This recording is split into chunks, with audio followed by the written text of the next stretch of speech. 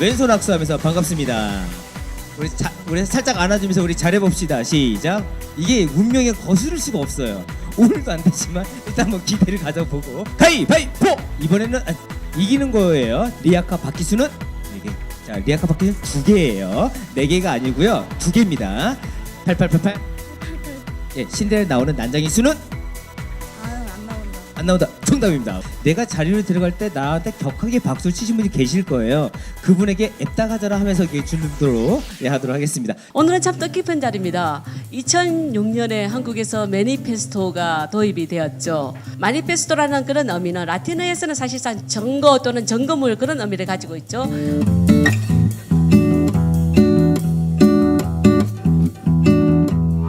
10년 전 2월 1일 날 세종문화회관에서 5.3일 매니페스토 실천본부가 창립을 되었고서는 그해 5월 31일 날 있는 제4회 지방선거의 매니페스토가 처음으로 도입이 됐습니다. 매니페스토는 하나의 약속이죠. 그리고 검증입니다. 그리고 평가, 계약 이겁니다. 김영란 교수님, 그동안의 네. 성과 어떻게 평가를 하시는지요? 2008년에 국회의원 선거가 있었습니다. 그랬을 때 제가 그 당시에 특정 정당의 공천심사위로 갔는데 의정활동 계획서를 후보자들이 반드시 공천 심사 서류에 넣는 거를 확약을 해달라. 의정활동 계획서는 뭐냐? 내가 국회의원이 됐을 때 내가 국회에 가서 무슨 상임위원회에서 활동을 하고 어떤 법안에 관심을 갖고 있고 그리고 4년 동안 어떤 계획을 하겠다고 그러는 걸 일종의 좀 계획서를 내라 이거죠. 우리가 후보자들 간의 토론을 통해서 유권자가 쟁점이 뭔가를 정확하게 캐치업할 수 있는 시간을 줘야 되는데 지금 선거운동 2주 안에 끝나버리지 않습니까? 그래서 작년에 이제 한국정치학회 에서는 선거운동 후보 등록 기간을 한 30일 내지 50일로 좀 앞당기자. 그래야지 충분히 선거 이 매니페스토가 검증이 된다. 4기 지방선거 끝나고 5.3일 지방선거 후에 저희가 했던 일들은 당신들이 약속한 약속, 증거들을 시민들이 늘 볼 수 있도록 게시를 해라. 1년 한 대 한 대를 평가해서 저희가 발표를 하고 또 2년 정도 발표를 하니까 그때부터 이제 부랴부랴 다 자기 공약들을 홈페이지에 게시하고 항상 우리가 확인할 수 있는 증거를 갖고 있기 때문에 임기가 4년이 끝나기 전에 이제 그 증거에 의해서 평가를 할 수 있는 이런 틀을 갖지 않았나 생각이 듭니다. 언론 보도 여전히 저희가 볼 때는 사실상 인물 중심의 그런 보도가 우리가 많은 편입니다. 정책 위주보다는. 그래서 10년 동안 또 발전된 부분도 있었을 겁니다. 이 매니페스토의 힘은 그리고 중앙선관위 같은 공익적 그 가버넌스들의 주체들의 힘은 지금 대선도 마찬가지입니다. 누가 먼저 끌고 가느냐, 끌려가지 않고 이 보이지 않는 기싸움에서 현재 지금 우리가 좀 지고 있어요. 대선 이판에서는. 근데 2006년의 기류는 어떤 그런 그 추억 같은 게 있습니다. 그거를 계속 되살릴 필요가 있다고 좀 생각이 듭니다.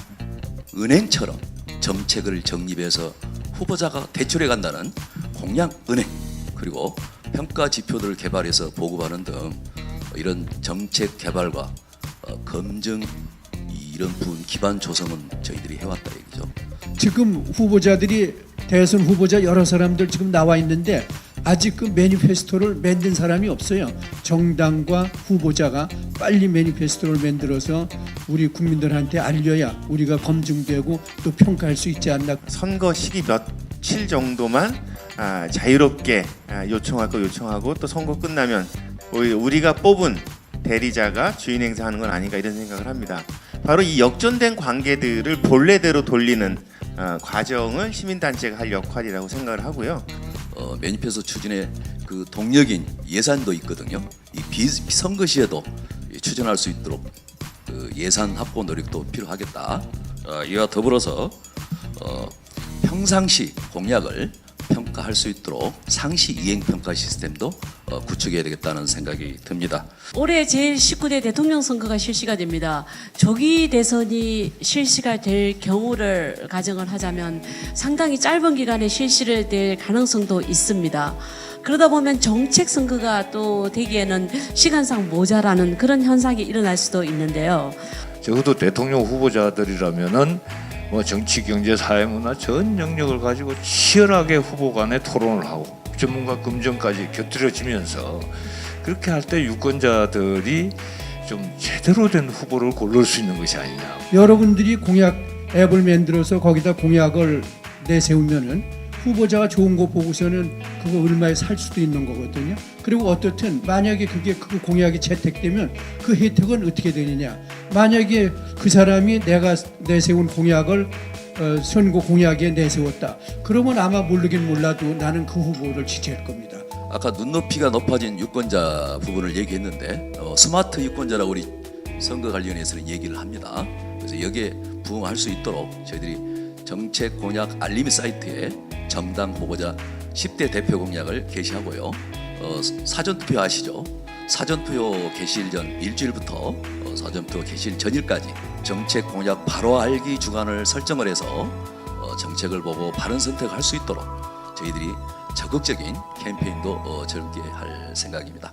저희 청관이 이제 선거법을 공부하면서 만약에 약속 대상 수상자에게 공약서나 벽보에 실질적인 플러스 알파 좀 더 긍정적인 칭찬을 티를 낼 수 있는 방법을 선거법에 도입할 수 있는지가 궁금합니다.